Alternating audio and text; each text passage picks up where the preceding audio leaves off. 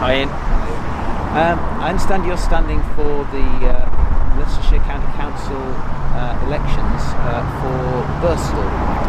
Now Birstall's got a few problems with development at the moment. What's your feelings on that? So in terms of the development that's going to be taking place, the main issues I think for the people of Birstall are the broadening up of the Ashton Green Road development areas.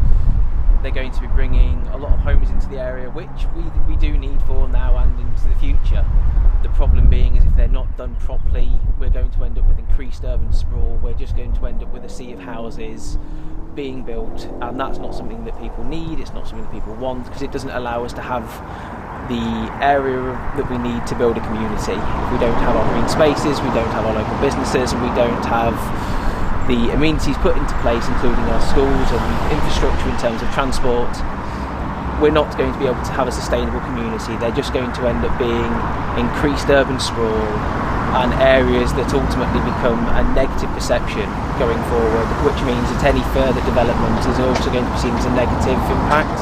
But we need to make sure that these developments are done properly to make sure that that people of Birstall feel that these developments can be a positive thing. But that needs to happen from people being brought into the conversation rather than excluded from it. So Rob, Birstall is quite noisy at the moment, isn't it? What's your thoughts on this? Yes, I mean you can probably hear it at the moment. The A6, which we're relatively close to at the moment, is obviously a very busy road and a very noisy road at the best of times. Previously mentioned, the Ashton Green Road and broader development are going to be adding thousands of homes and subsequently thousands of cars into the local area.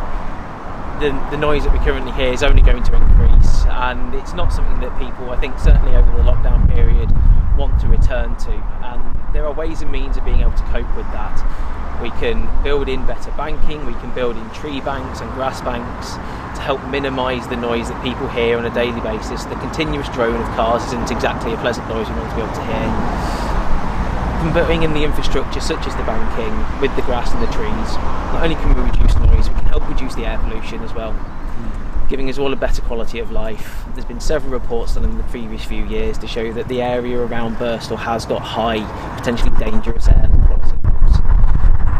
Putting in the banking, putting in the tree works and ensuring we've got the green and open spaces will help massively to reduce this, and it will help massively the people of Birstall as well.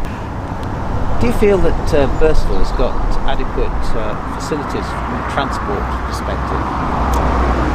I think at the moment we're at a relatively fine line. There is certainly facilities in the area. We do have Skylink, but it only has one stop unfortunately in Birstall.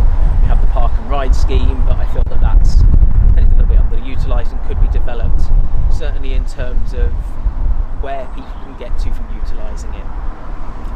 If we're going to ensure that we can have more sustainable transport going forward, there needs to be a proper assessment to see where it is people need to get to and how we can facilitate that, including better routes for people to get from Birstall into Leicester, into Nottingham, into places like Kegwood where we've got the Amazon factories, which are large areas of employment for many people, and into just the general surrounding areas. If we can make sure that people have got the sustainable and adequate public transports to get from Birstall to where they need to go, that's what we need to be moving towards.